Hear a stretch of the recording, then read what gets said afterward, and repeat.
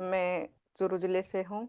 मेरी स्थानीय जो मेरी प्रारंभिक शिक्षा है वो मेरे गांव में हुई है। और मैंने माध्यमिक शिक्षा मेरे गांव से 4 किलोमीटर दूर राजकीय उच्च माध्यमिक विद्यालय घांगू से 2002 में उत्तीर्ण की है। और उच्च माध्यमिक परीक्षा 2004 में राजकीय उच्च माध्यमिक विद्यालय घांगू से उत्तीर्ण की है। और सर मैंने स्नातक है वो लोहिया महाविद्यालय चूरू से उत्तीर्ण की है। और स्नातकोत्तर की डिग्री मैंने जेबी शाह गर्ल्स कॉलेज झुंझुनू से प्राप्त की है, उत्तीर्ण की है। और सर मैंने राष्ट्रीय पात्रता परीक्षा और राज्य पात्रता परीक्षा 2014 में उत्तीर्ण की है। और सर मेरा राजकीय सेवा में प्रथम नियुक्ति मेरी वरिष्ठ अध्यापक के पद पर 2014 में हुई थी। और वर्तमान में मैं प्राध्यापक हिंदी के पद पर 2015 से कार्यरत हूँ। चलिए, बहुत बढ़िया मैडम। आपका संबंध चूरू जिले से है। जी सर। चूरू के बारे में एक तथ्य बताया जाता है कि यहाँ पर वार्षिक तापांतर सबसे ज़्यादा पाया जाता है। क्या ये सच है? हाँ जी सर, बिल्कुल सच है। तो आप हमें बताइए कि वार्षिक तापांतर का क्या मतलब है? क्या समझते हैं वार्षिक तापांतर से?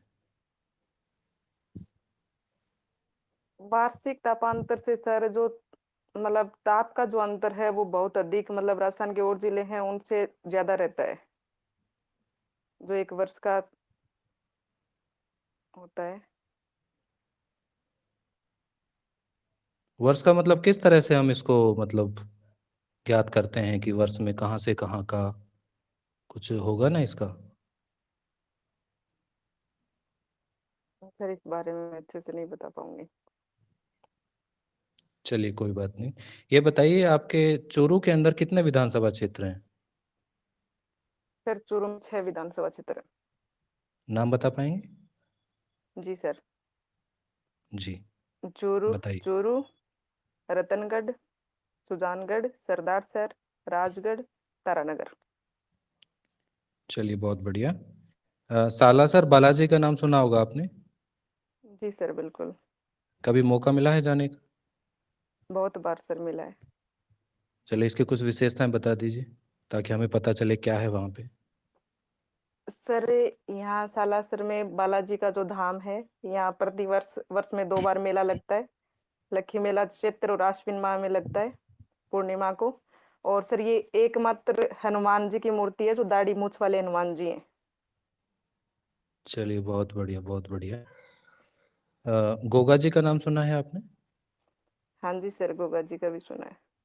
शीर्ष मेढ़ी क्या होता है, गोगा जी से संबंधित है, इसके बारे में थोड़ा बताएं।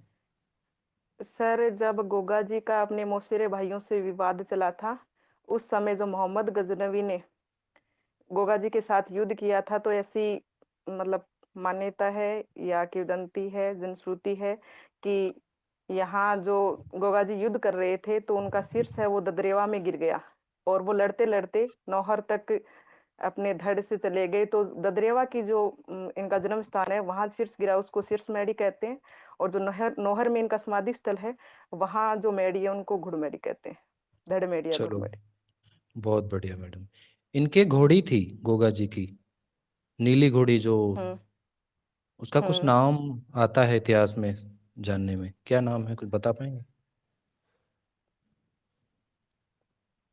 सर लीलन तो इनकी नहीं थी सर। सर भूल रही हूँ, अभी पढ़ा तो है लेकिन अभी चलिए, ध्यान कोई में बात नहीं आ नहीं रहा। है। चूरू में एक किला है मैडम, नाम कुछ है क्या उसका, चूरू के किले का? चूरू, चूरू का किला है सर, चूरू इसी के नाम किले से के है। नाम से जाना जाता। चलिए, बढ़िया। हम्म। किसने बनवाया था मैडम ये? सर ये कुशाल सिंह ने बनवाया सब था 1739 ईस्वी में। अच्छा, कुछ विशेषता है इसके जो इतिहास में दर्ज है इसका नाम? हाँ सर, अंग्रेजों के समय जब बीकानेर के शासक सूरत सिंह ने आक्रमण किया था, तब जो यहाँ के राजा थे शिवनाथ सिंह, उन्होंने यहाँ चांदी के गोले दागे थे और ये चांदी के गोले दागने के लिए प्रसिद्ध है। चलो, बहुत बढ़िया मैडम। एक यहाँ पे आपके यहाँ एक अभ्यारण्य है ताल छापर, जी सर। किस लिए ये प्रसिद्ध है काले ये, क्या क्या काले मिलता है हिरणों यहाँ पे? का, काले हिरणों के लिए प्रसिद्ध है। और एक यहाँ मोथिया घास, जो नरम घास होती है, वो घास भी पाई जाती है। और यहाँ जो बाहर से कुरंजा पक्षी भी आते हैं। इसको मोतिया घास क्यों और कहते हैं मैडम? सर स्थानीय भाषा में हम तो मोथ ही कहते हैं अब, और तो मुझे नहीं पता। चलिए चलिए, बहुत बढ़िया। चूरू के अंदर कुछ हवेलियाँ सुनने में आती हैं कि कई सारी हवेलियाँ हैं वहाँ पे। हाँ जी सर हैं। बताइए दो जो तीन का नाम। बनिया है उनकी, जैसे कोठारी की हवेली है, और दानचंद चोपड़ा की हवेली है, खेमका या पारखों की हवेली है, और एक मालजी का कमरा भी है। चलो बहुत बढ़िया मैडम। अच्छा, पुराना इंदिरा की गांधी। हवेली भी है सर। जी जी जी, बहुत बढ़िया। इंदिरा गांधी नहर की कुछ लेफ्ट नहरें हैं जो यहाँ पे सप्लाई करती हैं। तो हाँ जी कौन कौन सर। सी लिफ्ट नहरों से यहाँ पे पानी की सप्लाई की जा रही है? सर गंधेली साहबा लिफ्ट नहर है, जिसे चौधरी कुंभाराम लिफ्ट नहर भी कहते हैं। ये गंदेली वो है। साहिबा नया नाम है कि पुराना नाम है? ये प्र, ये पुराना नाम है सर, अब चौधरी कुंभाराम है। अच्छा, और दूसरी कौन सी बता रहे हो आप? दूसरी तो एक जर्मन योजना है सर, इंदिरा गांधी से संबंधित, तो अब एक सिद्धमुख की तरफ भी है सर, नाम का नहीं पता। एक नौहर साहबा भी है क्या, वो भी यहाँ हाँ आपके नो। यहाँ है? हाँ। हाँ सर, वो सिद्धमुख, जो सिद्धमुख तहसील है उससे निकलती है। चलिए बहुत बढ़िया। सरदार शहर आपके यहाँ से कितना दूर है? सर 100 किलोमीटर है। वहाँ पे एक घंटाघर है, उसके बारे में बहुत सुना है। उसकी क्या हाँ विशेषताएं जी हैं? सर। सर वो एक ऐसा घंटाघर है जिसके नीचे से चारों दिशाओं की तरफ रास्ता जाता है, और वो विश्व में अपनी प्रसिद्धि रखता है, और इसी कारण सर वो प्रसिद्ध है। बहुत बढ़िया विश्व मैडम, में बहुत उसका बढ़िया दूसरा बताया आपने। स्थान, या एशिया में भी वो अपना महत्वपूर्ण स्थान है। चारों दिशाओं में बहुत रास्ते बढ़िया जाते हैं बताया उसके नीचे आपने। से। अच्छा, चूरू के बारे में ऐसा बताया जाता है कि यहाँ पे कोई नदी नहीं है, क्या ये सच बात है? हाँ जी सर, बिल्कुल सही है। और ऐसा भी बोलते हैं कि यहाँ पे सबसे कम वन क्षेत्र है, ये भी सच है? हाँ जी सर, सच है। अ, अगर हम बात करें प्रतिशत के हिसाब से, सबसे कम वन क्षेत्र हम्म। कहाँ पे है, तो किस जिले का नाम आएगा? प्रतिशत के हिसाब से सर जोधपुर। जी। चलिए मैडम, बहुत बढ़िया बताया आपने। अभी मैं अगले सदस्य को आमंत्रित करूंगा, हिंदी विशेषज्ञ जो साक्षात्कार को जारी रखेंगे। जी सर।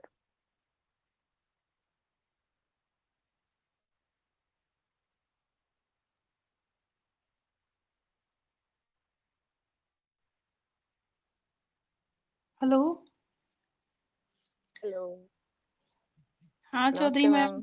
कैसे हो आप? नमस्ते मैम। ठीक हूँ। ठीक है मैम, क्या पढ़ के आए हो हिंदी में? मैम आदिकाल पढ़ के आई हूँ। आदिकाल पढ़ के आए हो? हम्म। अच्छा मैम, आदिकाल में जो आदिकाल की एक रचना है जिसको हम प्रथम हिंदी की प्रथम रचना मानते हैं, इस पर कुछ विवाद है। आपके हिसाब से हिंदी की प्रथम रचना किसको माना जाना चाहिए? मैम हिंदी की प्रथम रचना मतलब शिव सिंह, जो सेंगर है उनकी, शिव सिंह सरोज।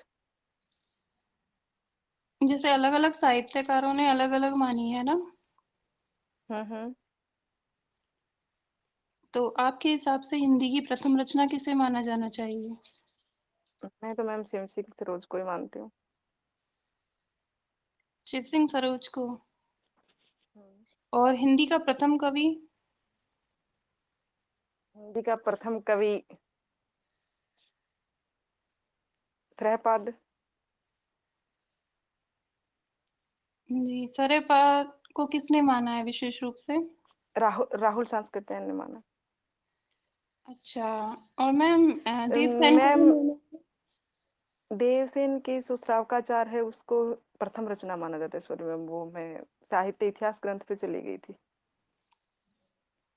जी कोई बात नहीं है मैम, लेकिन हम्म। हिंदी का प्रथम कवि किसे स्वीकार किया गया है? सर्वमान्य मत क्या है?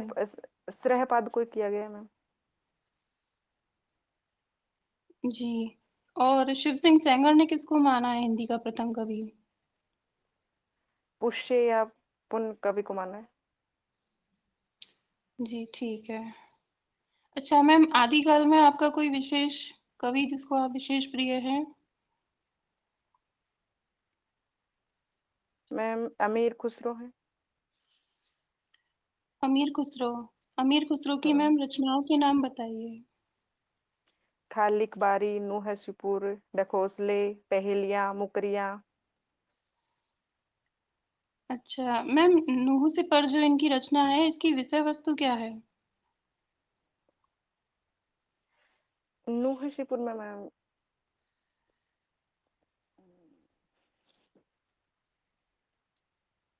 एक शब्दकोश है मैम शायद।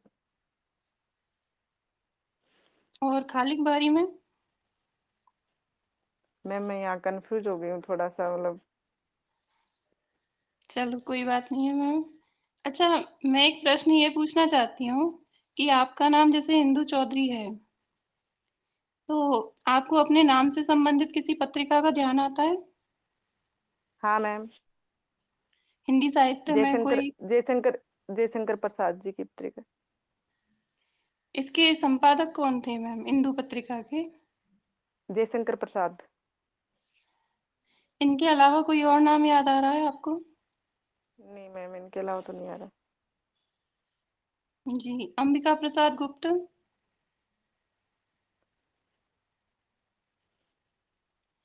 होंगे ही मैम, पर मुझे ध्यान नहीं है। अच्छा, जयशंकर प्रसाद जी की कौन सी रचना थी जो इंदु पत्रिका में प्रकाशित हुई थी?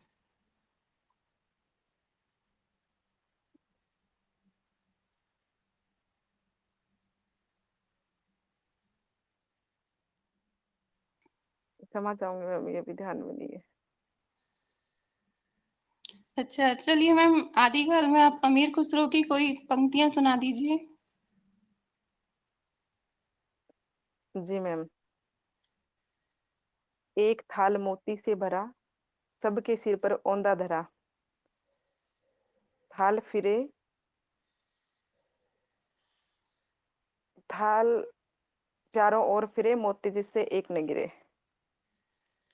जी, और इसकी इसकी विधा क्या है जो आपने अभी पंक्तियां सुनाई हैं? ये पहेली पहेली है मैम, और इसका जी। अर्थ है आकाश।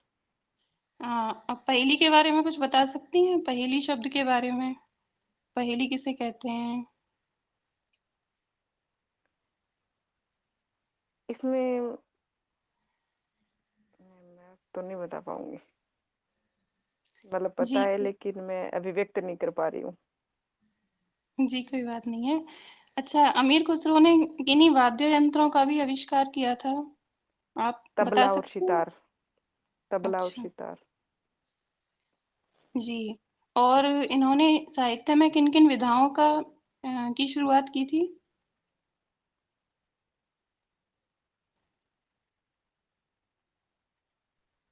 विधा के बारे में तो मैम यही लिखा थी, रचना तो यही थी इनकी। बाकी विधाओं का तो नहीं पता। हिंदी आदिकाल में खड़ी बोली की शुरुआत की थी इन्होंने।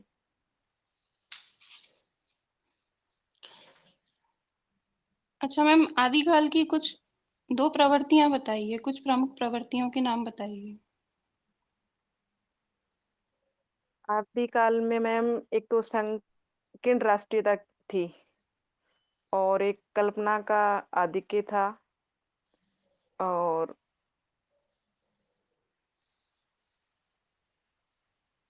राष्ट्रीय काव्य, मतलब चारण कवियों द्वारा राष्ट्रीय काव्य लिखे गए थे, और ऐतिहासिकता का अभाव मिलता है। जी मैम।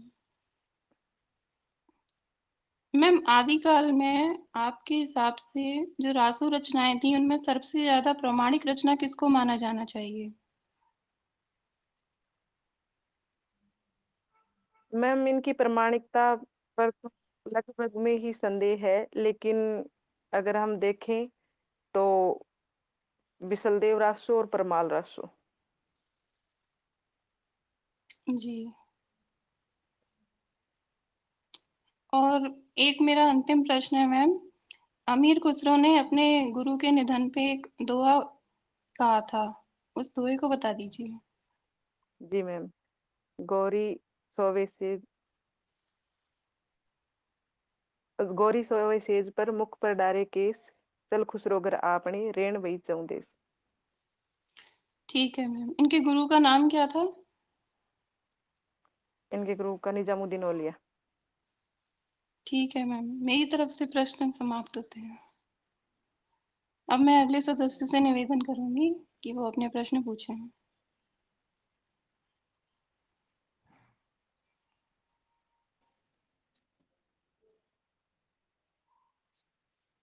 कौन है स्वामी जी? राजेश जी या अशोक जी, कोई पूछ लो। हाँ सर, नमस्कार। नमस्ते सर। प्रश्न करने हैं क्या? जी जी, 5 मिनट पूछने हैं। हाँ सर। और जी जी,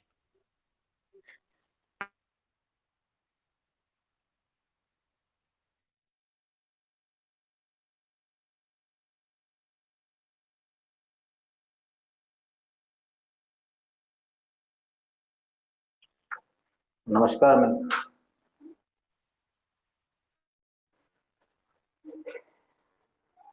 नमस्ते सर। नमस्ते मैम। नमस्ते सर, नमस्ते। हाँ मैम, क्या पढ़ के आज क्या पूछा जाए आपसे?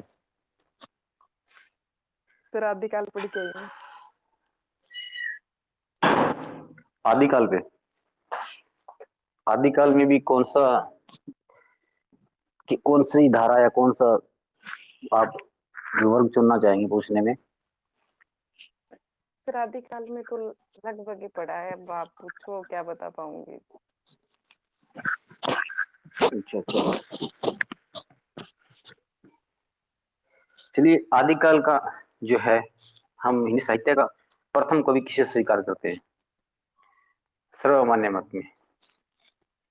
सरहपाद को करते हैं सर। सरहपद। सरहप्पा जिसे बोलते हैं। स- हाँ हाँ, सरहपा या सरहपाद के सरहपाद ने जो है उनके, आप सरहपाद के बारे में मुझे दो चार बातें बताइए। क्या उनकी खास बात थी? सर सर उन्होंने अपभ्रंश हम्म में दोहा छंद का सबसे पहले प्रयोग किया था। और उनकी हम्म रचना है, वो वैसे तो नहीं मिलती, लेकिन दोहों का संग्रह दोहा कोश के रूप में उनकी रचना मिलती है 769 ईस्वी के आसपास। और फिर बिल्कुल। उनके अन्य नाम राहुल भद्र और सरोज भद्र के नाम से भी जाना जाता है। और सर उन्होंने सहजिया संप्रदाय चलाया था। और सहजिया ये 84, संप्रदाय चला है। हाँ, जो राहुल हम्म शंकर ने जो 84 84। सिद्ध माने हैं, उनमें प्रथम स्थान इनका था। हम्म। अच्छा, तो जो सरहपा है उनकी समय सीमा बता पाओगे? क्या क्या समय जो है बताया गया? सात 769 ईस्वी। ए, आवाज नहीं है मैम, दोबारा बोलना। 769 ईस्वी सर। अच्छा, 769। ठीक है। क्या सरहपा ने चर्या पदों की शुरुआत की थी सिद्धों में? सर चर्या पद तो मैंने तो सबरप्पा के पढ़े हैं। तो आपके अनुसार सबरपा ने शुरुआत की है चर्या पदों की? क्यों, ये माना जी जाए? सर, मैं, हाँ एकदम, वो तो नहीं पता, पक्का तो नहीं, लेकिन मैंने जो पढ़ा है वो तो सबरप्पा के ही पढ़े हैं सर। सरहप्पा का मैंने कोई पढ़ा नहीं है। अच्छा अच्छा, चर्या पद क्या होते हैं? हाँ,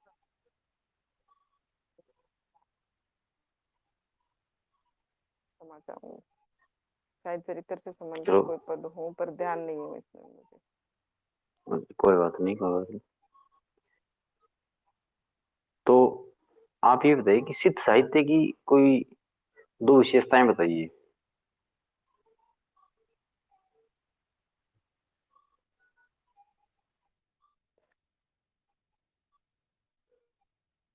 सर साहित्य है वो बौद्ध धर्म की जो वाम मार्ग की शाखा थी, उससे हम्म। ये निकला था।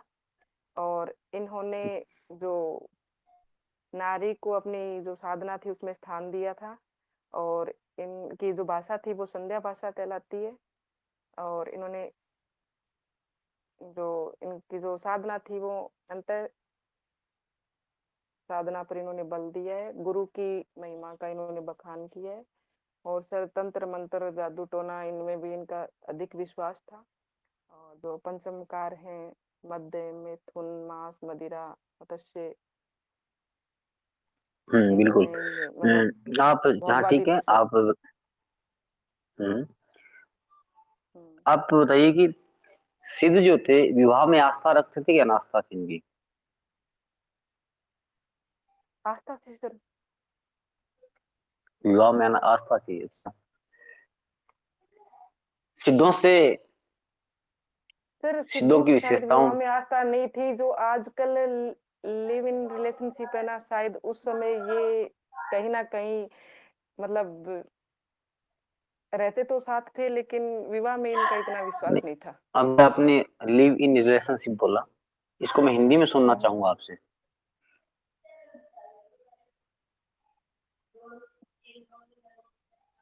सर शादी से पहले साथ रहना। अच्छा अच्छा। सिद्धों में ऐसी कौन सी विशेषता है जो हमें कबीर आदि में दिखाई दे जाती है आगे आगे जब भक्ति काल में जाते हैं तो? सर कबीर ने सिद्धों से जो उल्टबांसियों का प्रयोग किया है, जो सिद्धों से लिए। हम्म। एक और भी कोई वाद वूद लिया होगा, कोई कुछ मिलता होगा कबीर में? साधनात्मक रहस्यवाद। रहस्यवाद लिया, ठीक है। तो कबीर ने नाथों से क्या ग्रहण किया था? नाथों से सर कबीर ने जो ये मतलब एक तो भक्ति के क्षेत्र में नारी को दूर रखा। हम्म। जो नारी मतलब नाथों ने भी नारी को इस क्षेत्र में महत्व नहीं दिया और कबीर ने भी नहीं दिया। नाथों, और नाथ एक नारी हट, की निंदा करते थे। हाँ निंदा करते थे और कबीर ने भी की है। और तो क्या एक ये नाथ, हठयोग साध। हाँ हाँ हाँ हाँ हाँ, कोई बात नहीं, समझ गया मैं। हठयोग कह रहे हो आप, बिल्कुल सही। जब नाथ जैसे नारी की निंदा कर रहे थे, तो क्या हम्म, कबीर ने भी हर प्रकार से नारी की निंदा ही की है? यानी मेरे हर कहने का प्रकार मतलब से है, तो क्या कबीर कबीर हर तरीके से हर नारी के विरोधी रहे हैं? हर तरीके से तो नहीं रहे हैं सर। कहीं तो उन्होंने नारी को नरक का द्वार भी बताया है, लेकिन उन्होंने खुद भगवान की दुल्हन के रूप में, पत्नी के रूप में भगवान की मतलब एक निर्गुण भगवान की उन्होंने आराधना की है। तो कहीं ना कहीं वो एकदम नारी के विरोधी भी नहीं है। ऐसा क्यों? और ऐसा क्यों हुआ कबीर के साथ? क्यों वो एकदम से निंदा करने लग जाते हैं? क्यों वो एकदम से नारी, खुद नारी बन जाते हैं? क्या इसके पीछे कोई कारण रहा होगा, कबीर ऐसा करते हैं? सर चलिए कोई बात नहीं। आप आधुनिक कबीर किसे कहना चाहेंगे? नागार्जुन को। नागार्जुन का एक उपन्यास था, असली उपन्यास जानते हो? नागार्जुन का आंचलिक उपन्यास जिसे कई विद्वान पहला बाबा उपन्यास मान बटेश्वर लेते। नाथ। नहीं, थोड़ा सा और मतलब दिमाग लगाइए।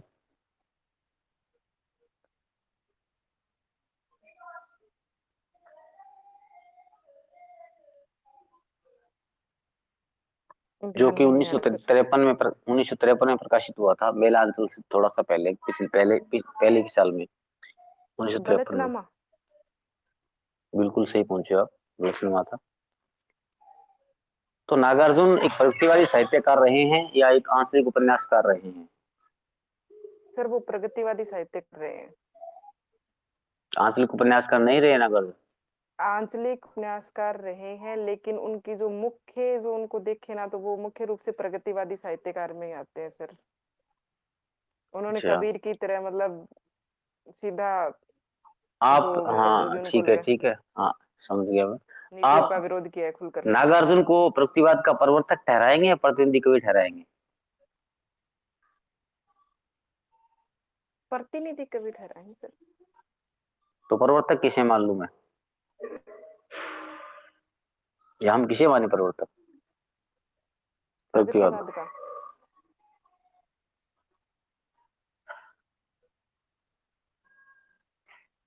जिसे छायावाद जो है उसमें उसे प्रकृति का सुकुमार कवि भी कहा जाता है। हाँ, पंत है सर, सुमित्रानंदन पंत। पंत है। आप पंत जो सुमित्रानंदन पंत जी हैं, उनको किस विद्वान ने छायावाद का जनक कहा था? पंत को सर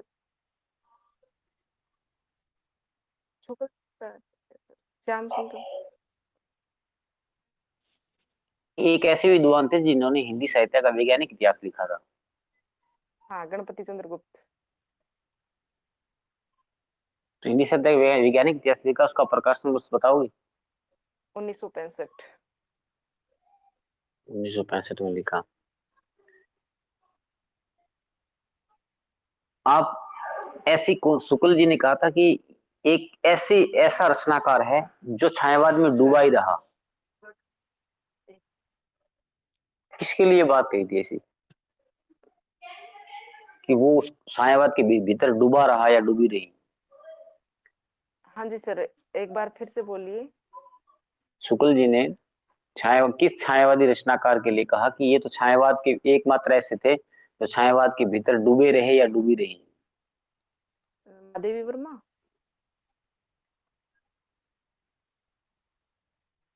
महादेव वर्मा को किस रचना पे ज्ञानपीठ पुरस्कार मिला था?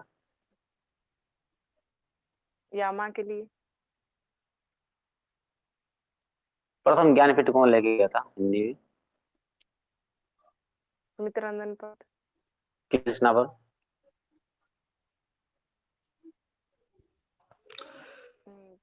चिदम्बरा पर। चलिए ठीक है मैम, आपका साक्षात्कार मेरी ओर से पूर्ण हुआ। Thank you. धन्यवाद। धन्यवाद सर।